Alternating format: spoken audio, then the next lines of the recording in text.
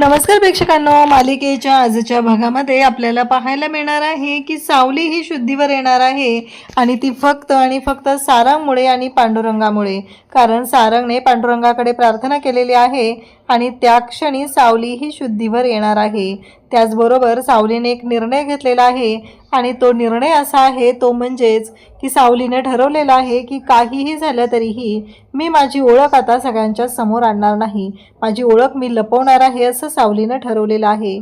त्याचबरोबर इकडे आपल्याला पाहायला मिळतं की सारंगला प्रेमाची जाणीव होणार आहे सावलीवरील. कारण सारंग जरी तोंडाने स्पष्टपणे म्हणत असला की मला तिच्याबद्दल काहीही वाटत नसलं तरीही जेव्हा ड्रायव्हर सांगणार आहे की तिला आम्ही उचलून नदीत टाकलेलं आहे तेव्हा मात्र सारंगला खूप मोठा धक्का बसणार आहे. तर यासाठी हा व्हिडिओ शेवटपर्यंत पहा. त्याचबरोबर चॅनलवरती नवीन असाल तर चॅनलला सबस्क्राईब करा, व्हिडिओला लाईक करा. तुमचा लाईक हा आमच्यासाठी लाख मोलाचा आहे. तर इकडे आता तिलोत्तमा सांगत असते की सावलीविषयी मला कंप्लेंट नोंदवायची आहे. तेव्हा इकडे तिने आमच्या घरामध्ये चोरी केलेली आहे. तेव्हा ती साईकडे म्हणत असते की तुम्हाला कंप्लेंट नोंदवावीच लागेल आणि जर तू कंप्लेंट नोंदवली नाहीस तर मी वरिष्ठांशी बोलेल अशी तिलोत्तमा देवाला धमकी देत असते.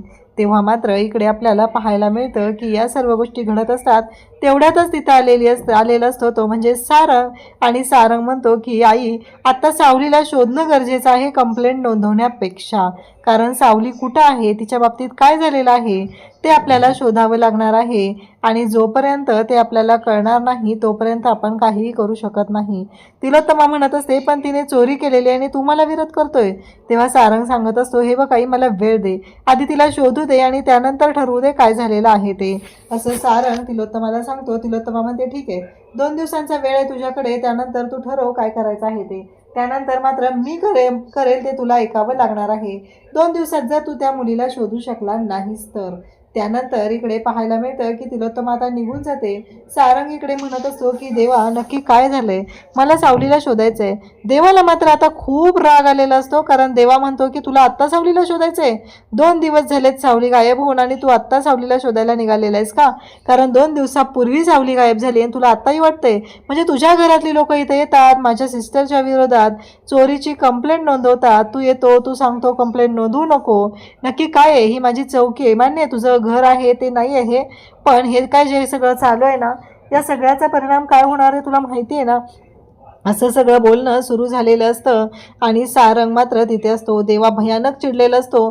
देवा सारंगला म्हणत असतो तुला कशी जाणीव होणार रे, कसं आहे तू मस्त AC मध्ये झोपला असशील, जेव्हा माझी बहीण अनवाणी पायांनी हिंडत होती ती भटकत होती तेव्हा तुला काय पडलेलं होतं त्या गोष्टीचं, असं देवा सारंगला बोलत असतो. तो म्हणत असतो की तू निवांत असशील रे, तुला कशाला काळजी असेल कोणाची, असं म्हणत देवा भयानक असा चिडलेला असतो. आणि त्यासोबतच त्याचं असं म्हणणं असतं की काहीही झालं तरीही आत्ता जे काही घडलेलं आहे ते खूपच भयानक असं आहे आणि तुझ्यामुळं त्रास झालेला आहे आणि तोही माझ्या सिस्टरला त्रास झालेला आहे असं देवा बोलत असतो. त्यासोबतच इकडे पाहायला मिळतं की सारंग म्हणत असतो म्हणजे, आणि मग देवा फक्त बोलत नाही तर त्याच्याकडे असलेलं जे CCTV फुटेज आहे ते CCTV फुटेज इकडे तो सारंगला दाखवतो आणि म्हणतो बघ, कारण माझी बहीण उन्हातानाचं वणवण करत त्या रस्त्याने भटकत होती आणि तू काय करत होतास रे, तू काहीच करत नव्हता तेव्हा, तू AC मध्ये निवांत झोपला होता आणि आता 2 दिवसानंतर तू कंप्लेंट नोंदवायला आलेला आहेस, असं म्हणत देवा भयानक चिडलेला असतो आणि सारंगवरती तो राग काढत असतो. सारंग म्हणत असतो की बरोबर आहे, कारण मला किती त्रास होतोय हे तुला काय माहिती आहे, कसं आहे तुला कळणारच नाही त्या गोष्टी. देवा म्हणलेला असतो की तुला काय त्रास होतोय हे कसं कळणार ना, बरोबर आहे तुझा त्रास महत्त्वाचा आहे.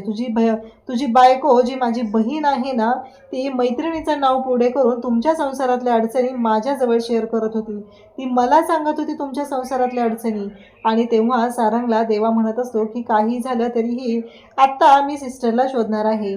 तेवढ्यात घोरपडे तिथे येतात आणि घोरपडे सांगू लागतात की सर आपण ज्या चौकशा केलेल्या होत्या त्यानुसार एक जो अपघात झालेला जो होता ज्याने ट्रकने एक लेडीजला उडवलेला आहे तो सापडलेला आहे आणि त्याने सांगितलेलं आहे की 20 वर्षाची मुलगी होती त्याच्या गाडीने उडवलेली, 20-22 वर्षाची ती मुलगी असेल. तेव्हा मात्र यांना धक्का बसलेला असतो. इकडे आता ते दादा आलेले असतात आणि ते म्हणत असतात की काही झालं तरी ही मुलगी शुद्धीवर का येत नाहीये, अरे देवा तुझ्या दारात आलेली आहे आणि मग तू काहीच का करत नाहीये, असे अनेक प्रश्न उभे राहिलेले असतात आणि ते बोलत असतात. तेव्हा मात्र इकडे आपल्याला पाहायला मिळतं ते म्हणत असतात की ही काय जी विद्या आयुर्वेदिक औषधाची मी शिकलोय ती तुझ्याकडूनच शिकलेलं आहे, मग या लेकराला का उपयोग होत नाही आहे त्या विद्येचा, असं म्हणत ते बोलत असतात.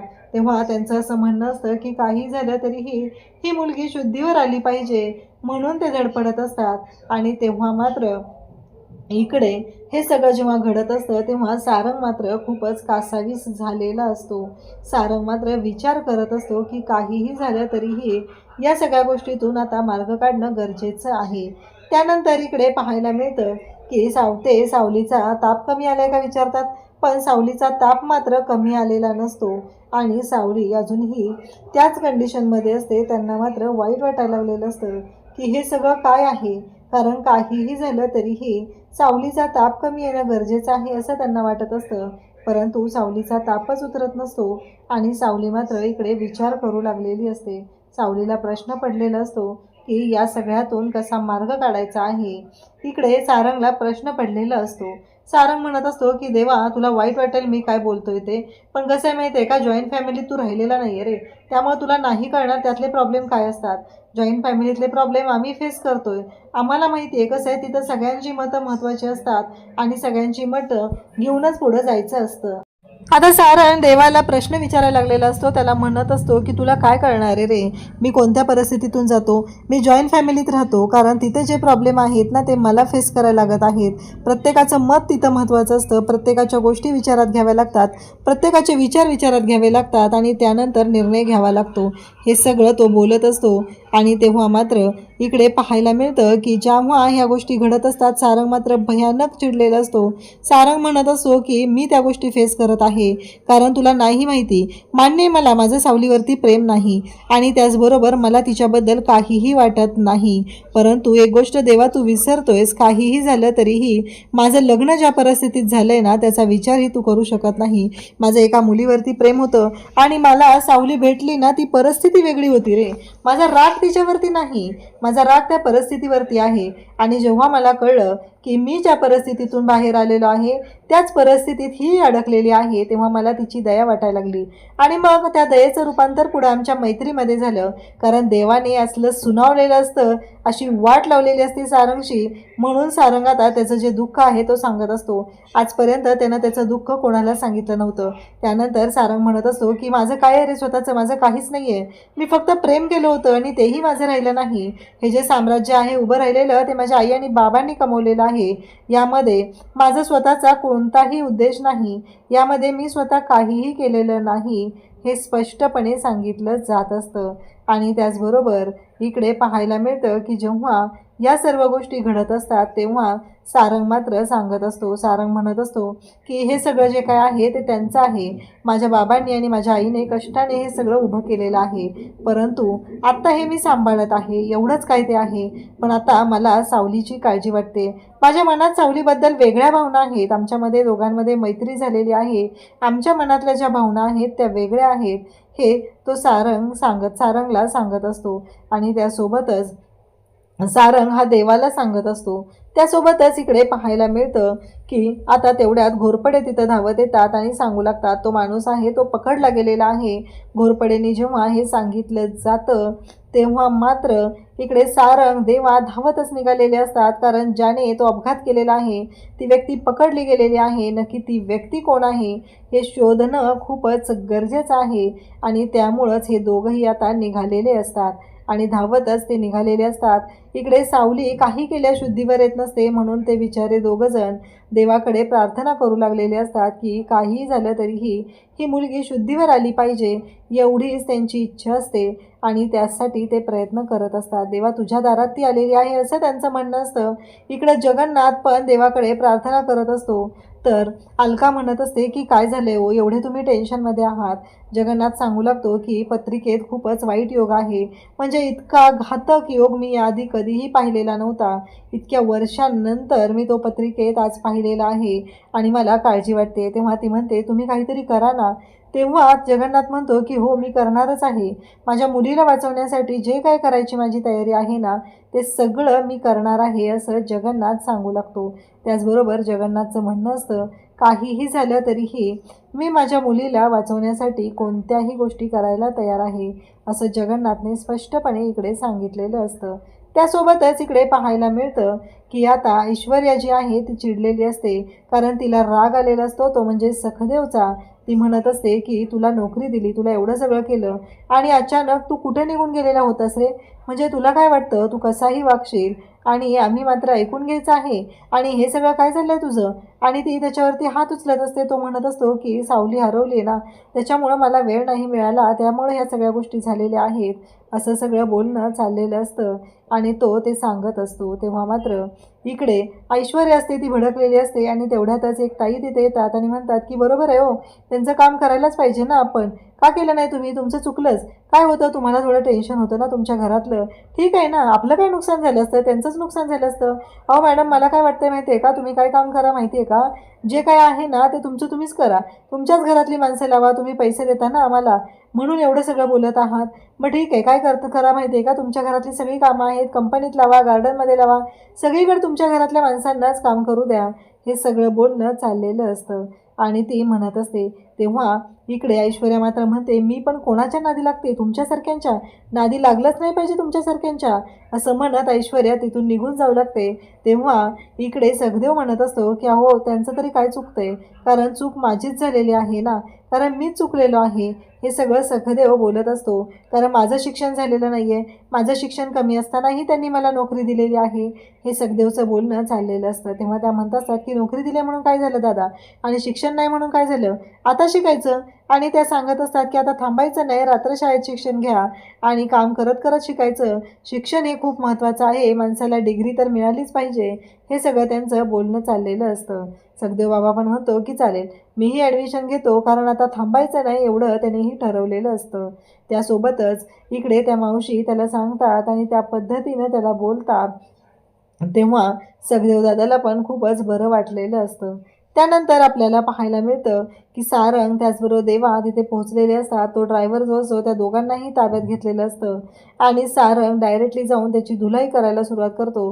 कारण आता सारंगचं तर असं म्हणणं आहे की त्याच्या मनात काहीही नाही सावलीबद्दल, परंतु एक माणुसकी आहे आणि सावलीला काय झालं तर तो स्वतःला कधीच माफ करू शकणार नाही, या गोष्टी त्याच्या मनात आहेत. म्हणजे त्याच्या मनात जे आहे ते गिल्ट आहे आणि त्याचबरोबर त्याचं जे गिल्ट आहे ते त्याला खातं आहे.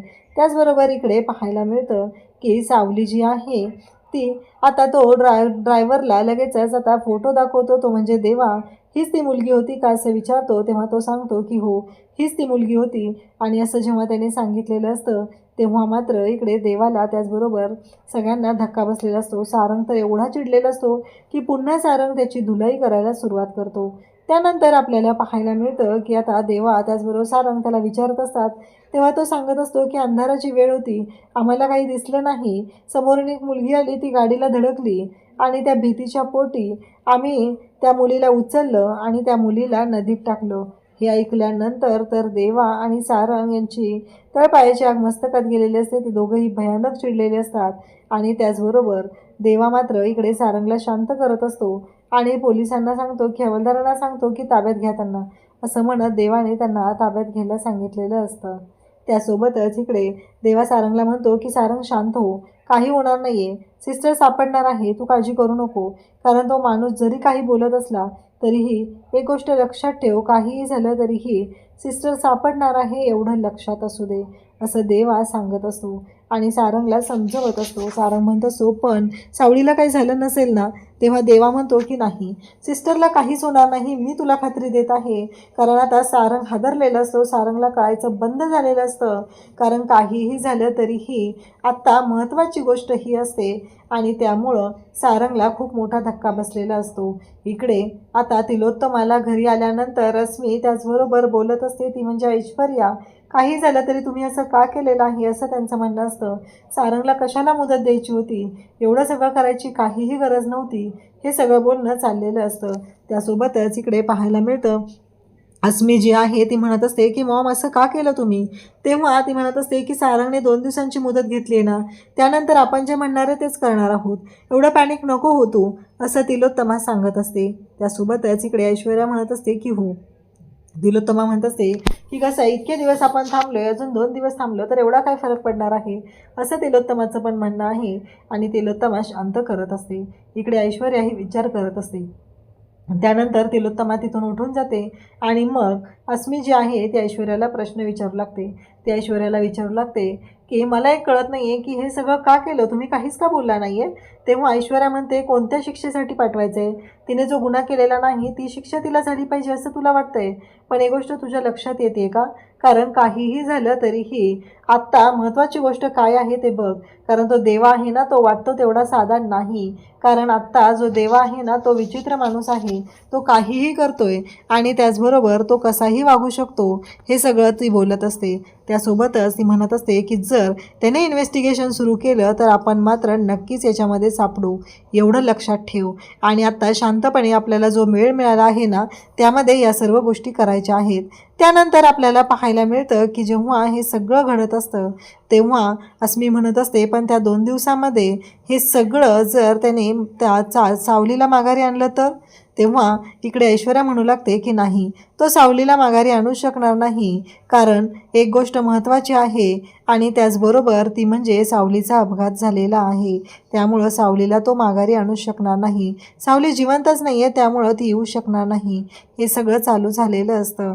त्यानंतर आपल्याला पाहायला मिळतं की सारंग इकडे आता पोलीस स्टेशनमध्ये आलेला असतो आणि तो म्हणत असतो की इकडे देवा मला कळतच नाही आहे की सावली ठीक असेल ना, तिला काही झालं नसेल ना. देवा म्हणतो काळजी करू नको, प्रत्यक्ष पांडुरंग तिच्या पाठीशी आहे, काही होणार नाही सिस्टरला. हा भाऊ आहे ना, तू घरी जा, तू आराम कर जरा, तू दिवसभर थकला असशील, असं म्हणत तो समजावत असतो. परंतु इकडे हे सगळं जेव्हा चालू आहे तेव्हा मात्र आता सारंग हादरलेला असतो, सारंगला धक्का बसलेला असतो आणि त्यासोबतच सारंग विचार करायला लागलेला असतो. त्यानंतर सारंग म्हणत असतो की देवा खरंच सापडेल ना सावली. सारंग आता कासावीस व्हायला लागलेला आहे, त्याला खूप वाईट वाटत आहे की हे सगळं काय घडतंय. काहीही झालं तरीही आत्ता माझ्यासाठी महत्त्वाचं आहे ते म्हणजे सावली सापडली पाहिजे, सावलीला शोधलं पाहिजे, एवढंच हे सगळं त्याच्या डोक्यात सुरू झालेलं असतं. त्यानंतर आपल्याला पाहायला मिळतं की सारंग आता निघालेला असतो. तर प्रेक्षकांना उद्याच्या भागात आपल्याला पाहायला मिळणार आहे की काहीही झालं तरीही आता सारंग घरी आलेला असतो. तिलोत्तमाला चंद्रकांत म्हणत असतो की तू असं काय सांगितलंय, 2 दिवसानंतर जर सावली सापडली नाही तर काय करणार आहे, म्हणजे नक्की काय करणार आहे, काय आहे तुझ्या डोक्यामध्ये हे सांग मला आत्ता. हे सगळं बोलणं सुरू झालेलं असतं. तिलोत्तमा म्हणत असते की वेळ आल्यानंतर मी सांगेन आणि तिलोत्तमा हे सगळं बोलत असते. तेव्हा मात्र सारंग घरातले सगळेजण हादरलेले असतात. ते एकच विचार करू लागलेले असतात की नक्की काय आहे तिलोत्तमाच्या डोक्यामध्ये. इकडे आपल्याला पाहायला मिळतं की सारंग पांडुरंगाच्या समोर उभा आहे आणि त्याचबरोबर पांडुरंगाच्या समोर हात जोडून तो म्हणत आहे की कुठं आहे सावली, सावलीला लवकर आण तू, असं म्हणत तो बोलत आहे. आणि त्याचबरोबर इकडे त्याच्या डोक्यात विचार सुरू आहेत आणि तो त्या पद्धतीने सर्व गोष्टी बोलत आहे. त्यानंतर आपल्याला पाहायला मिळतं की इकडे सावली शुद्धीवर आलेली आहे आणि सारंग सर अशी ओरडत आहे. त्या क्षणी सावलीने एक निर्णय घेतलेला आहे. सावलीनं ठरवलेलं आहे की काही झालं तरीही महत्त्वाची गोष्ट आहे आणि ती म्हणजे की आत्ता एक गोष्ट करायची आहे तिला आणि ती कोणती, तर सावलीनं ठरवलेलं आहे की तिची ओळख लपवायची आहे. माझं नवीन आयुष्य मी सुरू करणार आहे असं सावली विचार करत आहे आणि तिची ओळख लपवण्यासाठी तिचे प्रयत्न सुरू झालेले आहेत. तर प्रेक्षकांनो इकडे ऐश्वर्या अस्मीशी बोलत असते. ती अस्मीला म्हणत असते की तुला माहीत नाही आहे नक्की काय होणार आहे, कारण अस्मीला ती बोलत असते. अस्मीला म्हणत असते की एकदा का हा सारंग मेहेंदळे उद्ध्वस्त झाला की या साम्राज्याची, या सगळ्याची एकच मालकीण आहे, ती म्हणजे ऐश्वर्या मेहेंदळे. हे सगळं ती बोलत असते. त्यानंतर आपल्याला पाहायला मिळतं की आता ऐश्वर्या आणि अस्मी या दोघींचा प्लॅन चाललेला आहे की सारंगला उद्ध्वस्त करायचं. तर प्रेक्षकांनो थँक्यू.